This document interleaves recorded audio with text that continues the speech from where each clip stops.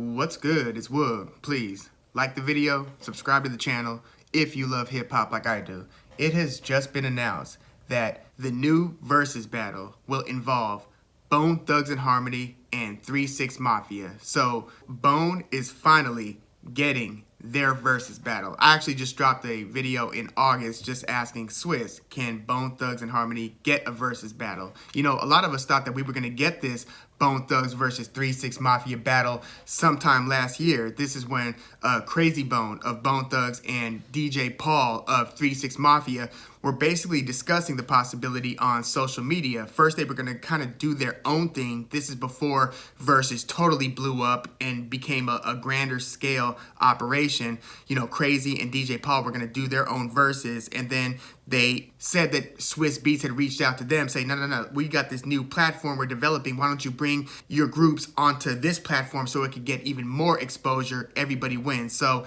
that pretty much killed the early idea, and then everything kind of went dark and silent for like basically the next year in terms of Bone and 3-6 doing this versus. But here we are. It's finally been announced. The date is December 2nd. It's taking place in Los Angeles. And if you know Bone Thugs and Harmony's history, you know how much they've been embraced in Southern California, LA, OC, Riverside, you get it. And, you know, that love from the West Coast that Bone has always had, because Bone is a Midwest group, Cleveland, Ohio, 3-6 Mafia is from Memphis, Tennessee. But their West Coast love was partially because their mentor, the person who basically signed them, Eazy-E, brought them to the West Coast from Cleveland. So you automatically have that association because Bone Thugs and Harmony spent their career, or at least the most relevant part of their group career, on Ruthless Records, the record label that brought you NWA. So there was that, but there was also like the sound itself of Bone Thugs and Harmony. I mean, they were a Midwest group, but their producer, DJ Unique, who is kind of the unsung hero of the Bone Thugs and Harmony music catalog, because if you look at like the greatest of Bone Thugs and Harmony, you know, Creepin on to Come Up, the EP, followed by East 1990 Eternal, followed by The Art of War. Those albums were the sweet spot of Bone's career, basically from 1994 to 1997. Their beats, while they did have a Midwest rhythm, like Bone was, you know, kind of machine gun fast spitters. I mean, I thought that Crazy was the fastest in the group, probably followed by Busy, and then Lazy, and then Wish. Not sure where to put Flesh, probably closer to Lazy. So they rap super fast, but with an intoxicating melody, just adding variance from song to song. So much melody, and obviously harmonizing with the singing and the fast flow. You know, those were some Midwest attributes, even though a lot of people liken that fast flow and accused Bone once upon a time of biting from Freestyle Fellowship. That was AC Alone, Micah 9, and so forth. Early 90s West Coast hip-hop pioneers.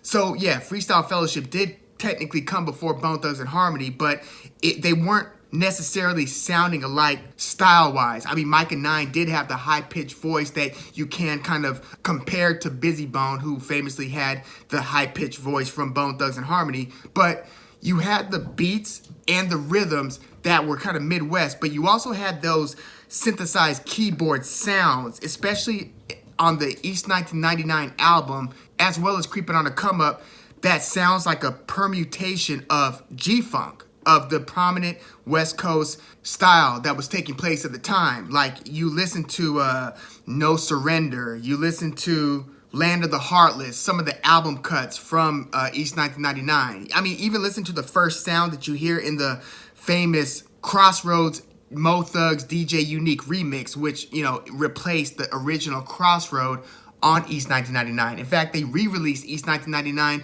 with the new version of Crossroads, the one that shot to the top of the charts several months after East 1999's initial release. That original one was called Crossroad. The new one was called The Crossroads, THA Crossroads, Mo Thugs DJ Unique remix or something like that. But yeah, that's the famous version of Crossroads that everybody associates Bone Thugs and Harmony with. Listen to that first sound that you hear, that is that G-Funk synthesized keyboard sound that so many West Coast producers were using during the mid-90s specifically. But I am just overjoyed that this Versus was announced. You know, I have long felt that Bone Thugs and Harmony, for all of the accolades, all of the chart topping and, you know, album by album success, they've had, you know, 2 #1 albums, East 1999, Eternal, and The Art of War. Even the EP prior to that really put them on the map, Creepin on a Come Up, which featured Thuggish Ruggish Bone, For the Love of Money, No Surrender. It was a short EP, but that shot to like number 12 on the charts and has since gone 4 times platinum. Think about it. The EP went like 4 times platinum. That was 1994, and then East 1999 in 95.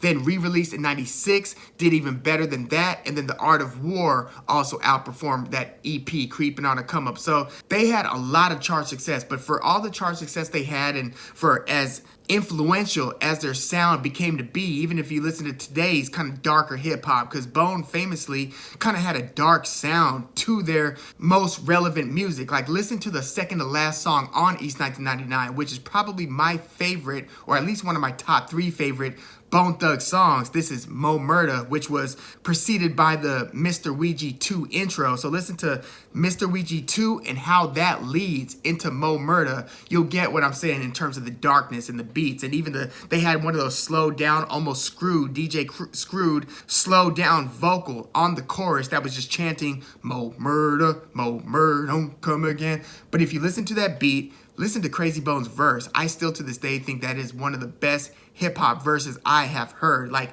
listen to the flawless flow from the Dear Mr. Ouija, better know who the boss is, some nigga if you want to get tossed in the river. Like, he is just masterful from beginning to end of that verse. Beautiful track, Mo Murda. It's just menacing. But I have thought that Bone Thugs, for as influential as they've been, haven't totally gotten their due and aren't really honored in the way that they should be. I mean, I look at them group-wise as I think that they stand up there with, you know, the Wu-Tang Clans, you know, the Tribe Called Quest, the Roots. I mean, call me crazy, but I do think that Bone, Outkast, I think that Bone is in that conversation among some of the greatest groups to ever do it. I mean, they weren't the most lyrical. Like, on paper, they weren't, you know, some of the more lyrically centric, you know, MCs on the mic. Like, even though Busy Bone, I mean, he is kind of a sleeper in terms of how good his rhymes actually are. The only issue is most people can't really even understand what he's saying because of the way that he kind of chants and varies his vocal styling so much. One of the most versatile rappers. Like, you listen to the Busy Bone that you heard on East 1999, way more laid back, like eternally thugs the style, wanna die a murder now. Or on First of the Month, that wake up and I say that my sister is already dressed. It says they're really gonna win my stash. It was just a much more laid back sound for Busy Bone to where, listen to his Notorious Thugs verse or his Thug Love verse featuring Tupac. Totally different sound. That's 7 a.m. up in the morning. It's a lot more frenetic, frantic. I mean, Busy's one of the most unique characters in hip-hop history as well. Very interesting dude, kind of off the walls throughout. He's had a lot of ups and downs, but just fierce when he gets into the booth, and you could hear it in how varied his sounds have been over the years. But I don't think that Bone Thugs really gets all the respect that they deserve. I thought that Nelly was kind of taking some of the vocal stylings of Bone Thugs. Several artists, I thought, in the late 90s, even when you hear some of the R&B acts at the time, like, what was it, Avant? Who had the song that went like, or Rome, that every time I see your face, it makes me wanna sing. Like, it was an R&B song at the time. And I'm like, damn it, that sounds like a Bone Thugs song. And it was like 97, 98. They didn't even let a couple years pass. It was like, wait, you're going to sound like Bone, like when Bone is still doing their thing? Come on. But, you know, between that and then, you know, you hear some of the trap-ish artists that do some of the chanting, some of the triple cadence flows. Because, again, listen to, like, for instance, Migos. There was a lot of conversation and even kind of a lightweight beef between the two crews, kind of attributing styles and Migos kind of disrespecting the elder statesmen and not really giving the props where props were deserved. I think it's undeniable that the influence of Bone Thugs stands to today. Like, ask Wiz Khalifa, who, you know, he's had some nice vocal stylings on some of his hooks and some of his verses, and he'll be so upfront. He's actually had like different Twitter posts where he's rhyming Bone Thugs and Harmony verses just as a way to pay homage and to say, yeah, I was influenced by Bone Thugs and Harmony. Like, who was it who was really paying attention to hip hop or just music in the 90s? Like, it was inescapable, and Bone Thugs were as good as it gets from 94 to 97. Now, they had some success after that as well. Like, they had a couple really good Mo Thugs albums in like 1996. This was when Flesh and Bone had also dropped a solo album called THUGS when he had a solo Def Jam deal. So Bone was on Ruthless Relativity, but Flesh and Bone, the least featured Bone out of the crew, was the first to come out of the gate with a solo album that I thought was pretty good. It had the song World So Cruel featuring Rev Run from Run DMC. Again, this was 96, like the same month that the first Bone Thugs labels compilation came out. And then they had another one a couple years later. And, you know, Crazy Bones' debut solo album, it was a double disc called Thug Mentality. Very good album, so slept on. Go hear that one if you haven't listened to it. Busy Bones' Heaven's Movie came out in 98, same day as Aquemini from Outkast, by the way. I remember being kind of conflicted at the record store thinking, do I get, you know, Aquemini first? Do I get Heaven's Movie? Because I was a huge Bone Thugs and Harmony fan. But Heaven's Movie, Busy solo debut, was a short album, very good though. And then his second album called The Gift was probably even better than Heaven's Movie. So go check out those two first Busy Bone debut albums. And Busy Bone's been releasing, you know, solo albums to this day. Very under the radar relative to the scale that they used to produce at, because Bone Thugs, again, was on top of the game in the 90s. But, you know, Bone Thugs are still releasing music, and maybe not under the Bone Thugs and Harmony banner, but like solo albums, or like two group members will do a collab album together, stuff like that. But I'm actually going to do further videos leading up to this versus battle where I want to really focus on the album East 1999 Eternal specifically, because to me, that is, without question, one of the best hip-hop albums of all time from beginning to end. And it just, it's often not credited as such. Like, and I get it. It might not be in like the top 10, top 20. I mean, there have been a lot of great hip-hop albums throughout the several decades that hip-hop has been around.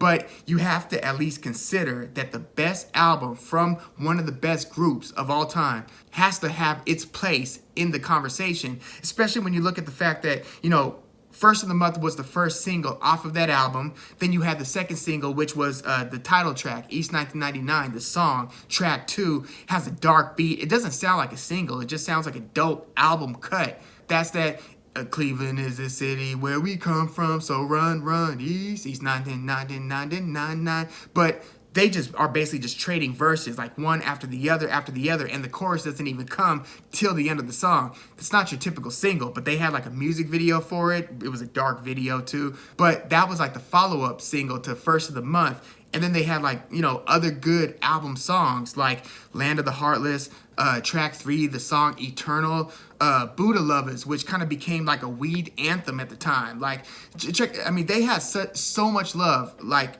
from the Latino community as well in Los Angeles. Like, that might have been, you know, Bone's biggest like fan base. I mean, so much love, especially during that time. But yeah, Buddha Lovers was kind of like a weed anthem, and so was Bud Smokers Only to a lesser degree. I mean, Bone had a bunch of like weed anthems, but those were probably the biggest two. Aside from maybe like, I don't know, the weed song, Busy had the Friday song that popped up on his The Gift album, as well as I think it was the Next Friday soundtrack. And Bone in 95 and 96 also has some really good soundtrack cuts. Like, they had Shoot 'Em Up, which was on The Great White Hype, the movie soundtrack. Yeah, Bone delivered with Shoot 'Em Up, and Everyday Thing was on The Show, the Def Jam release. Russell Simmons Presents The Show album. That was the same soundtrack that had like How High, the original How High song from Method Man and Redman. Well, it also features a song by Bone called Everyday Thing. That's another really good soundtrack song from Bone.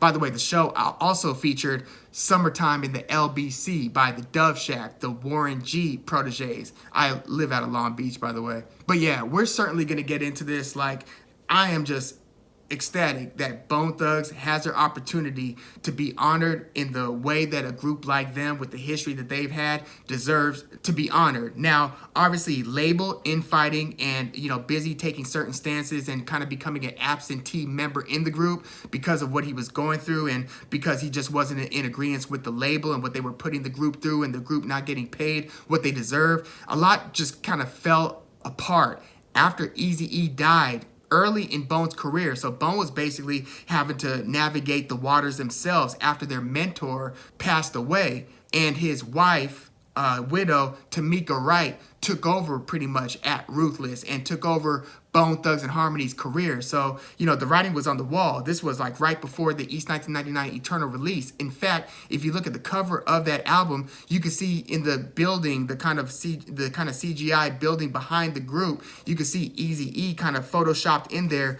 looking out of the building like he's watching down on his proteges, on his guys. And so, yeah, it was just unfortunate, obviously, that he passed, especially at the time that he did pass, super young, still super influential in the game. I felt like his work was like unfinished. Like, we would have got much more production out of one of the more productive figures in hip hop during that whole early, you know, late 80s to the early 90s era. But Bone Thugs, you know, would then release East 1999 and then Art of War, and then things were kind of unraveling. Like, you look at the Art of War cover, you could tell Busy wasn't even at the photo shoot.